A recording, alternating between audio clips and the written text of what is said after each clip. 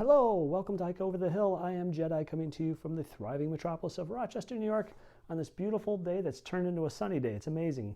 The day before I leave, it actually becomes 70 degrees and sunny. I'm going to do a little gear talk. I'm going to shoot a series of videos talking about various parts of my gear that I'm taking. I am in a hurry. I've got a lot still to do. It's already like 2:30 on Thursday and we're leaving tomorrow morning. So this is my backpack, obviously. This is the Z-Packs Arc Haul Zip backpack. I'll just show you a few of the features, some of the modifications I've made to this pack. Right here, I've got my whistle, my emergency whistle right there. I like to keep that right there on my shoulder, so if there's an emergency, I can just pull it out and just blow right on it there. I've got my water bottle sleeve.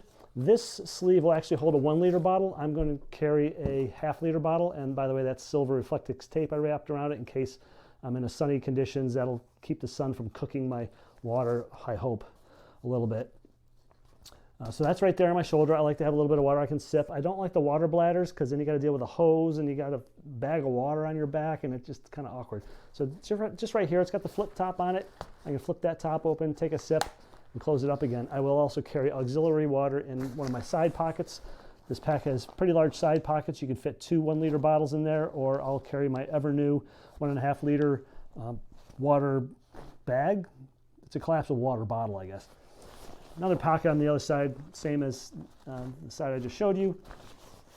I did take off the belt pouches here. I'm going to use what they call a FUPA instead, and I'll show you that on a different video. It's FUPA stands for Front Utility Pack Accessory, I believe. Right? Yeah, Front Utility Pack Accessory. So that's something that sits either right over your belt in front, or you can put it on your sternum strap, and it can be removed and then used in town as a fanny pack. So I like that feature where I can take that off, put a separate belt on it, and wear that in town. I can have things like, my wallet and my money and, little odds and ends of things, camera. If I have pants that don't have pockets, or my pants are gross and I don't want to put anything in my pants, like on laundry day. So this is, by the way, this is a small frame, believe it or not. I'm 6 feet tall, but I measured right on the cusp of the small and medium, right between the two, and so did my wife. And it's worked fine for me. It's a good size. And the belt, I did have to go down a size. I believe we had the large belt for some reason, and that was just too big. It was like when I cinched it up, the foam was like almost touching in front, so there was no room for the buckles. So I went down a size to the medium. Now I did put in the lumbar pad. I was getting some chafing and rubbing on right on my sternum, that little bone at the bottom of your back.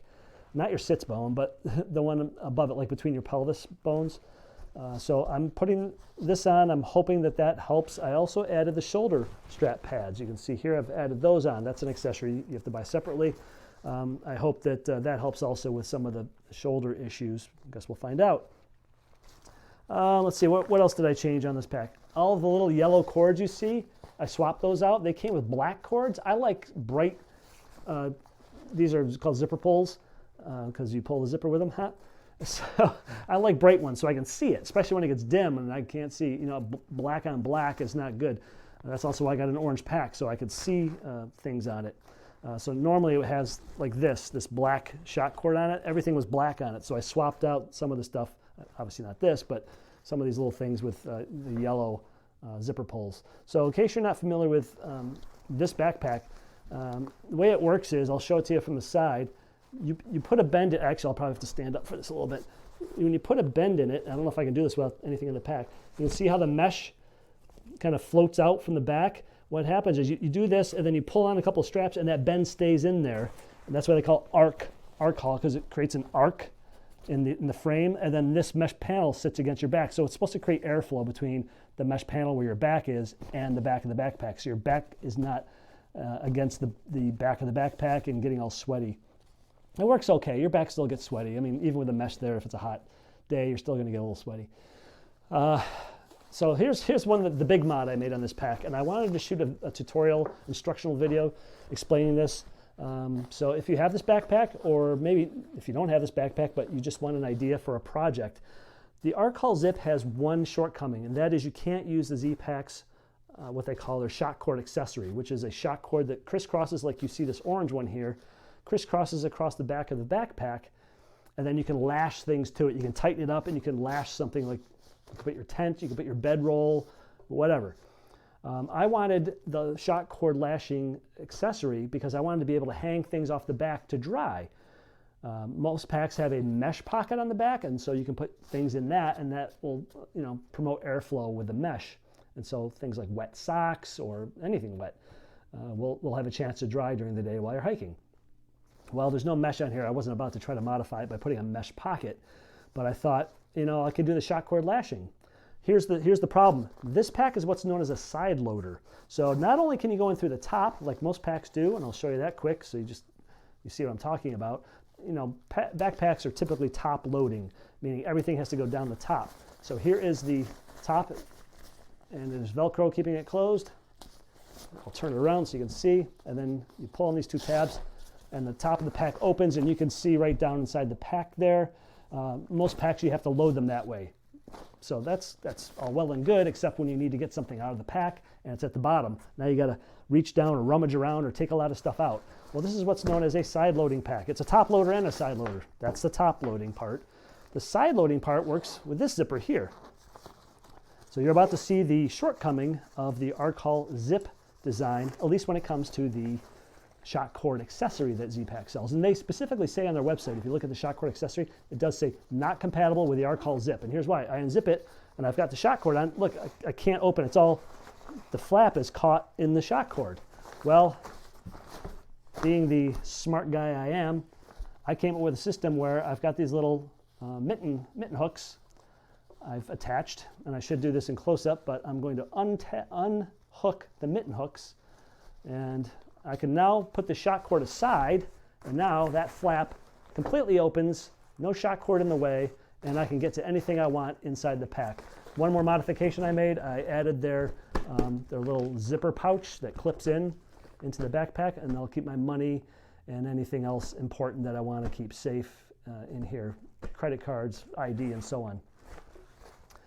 So just so you get an idea what the shock cord modification I made is, I basically took, I don't know, I'll show it to you on this side. Let me zip this back up actually. So you're not looking at a bunch of unzipped stuff and all the junk inside the pack, all the little doohickeys in there. So let me, oh my goodness, the zipper doesn't want to close. There we go. Oh, that's why, because I got the strap was hanging out. Get in there. All right. So I basically took, in this case, I took 4 pieces of shock cord, right? This orange shock cord. And you can see this is just a loop with a shock cord or cord lock on the end. So this can slide this way, and it can slide this way to tighten up the shock cord. So let me do it all the way undone, and I'll show you where that comes into play. And I did another one down here, but this one, instead of this one makes a full loop, you can see, right? It just makes a circular loop. This one attaches here. I got it tied off here, comes down here through the bottom, through this loop, and attaches to the cord lock down here. Then there's another piece that does the same thing. It's tied off right here. It passes through this loop, and it passes down underneath and goes through the same cord lock. So here's why that's important. Because on the other side is where I have the mitten hook. I have a mitten hook you probably can't see. It's a little metal clasp, and it has a loop on the bottom. And I passed it through, I passed the shock cord through that little loop. Okay, so now this little clip can't fall off. You could use a carabiner for this, but I thought carabiners could fall off, and they tend to be big, and I wanted something super small. And this is almost too small. It's a little hard to operate sometimes with your finger. But I can take that now, and I can clip it to the shock cord on the other side, thus making a crisscross pattern like that. Okay, so now I've got my shock cord lashing, right? And I can tighten it. I can put something in there, then I've got these shock cords. I can tighten it up on either side, right? Thus lashing something, and you can see it's pulling the backpack together because I'm tightening it up. It won't do that when the backpack is full, obviously. And then the one on the bottom, if I want to tighten, if these are kind of loose, I can tighten that up with this shock cord lock. And that's nice. Now I've got a nice taut webbing system here, and I'm good to go. I can strap something to the back of my pack. I'll have to show this to you in the field. I probably won't use that feature very often, only when I have something to hang off the back that I want to dry. I don't like things dangling off my pack generally, but if I need to, I will. So that's it. That's my backpack in a nutshell. This backpack, off the shelf, I believe this backpack weighs just about 1 3/4 pounds, just under 2 pounds, I believe. With the modifications I've made, the shoulder pouch, the lumbar pad, the shoulder pads, the shock cord accessory that I added. Oh, and I also have the umbrella clip here. There's an umbrella clip and a shock cord at the bottom to attach your umbrella to. I'm not bringing an umbrella, but if I do decide that umbrella would be handy, I have the clip here ready to go. And also on this side, there's a little shock cord down at the bottom here. You can't see it. That is one down there, and I think there's one up. Yeah, there's one up top too, right here. And that's to put your trekking poles in when you're not using them, or when you need your hands free to do some rock scrambling, or if you're road walking through town. You don't want to. You can, but you look kind of silly using your trekking poles going down the street.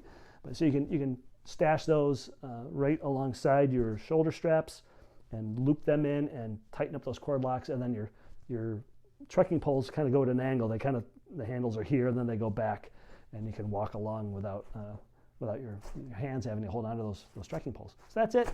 I'll shoot some other videos with my other gear. All right, thanks for watching. I'll see you on the next one.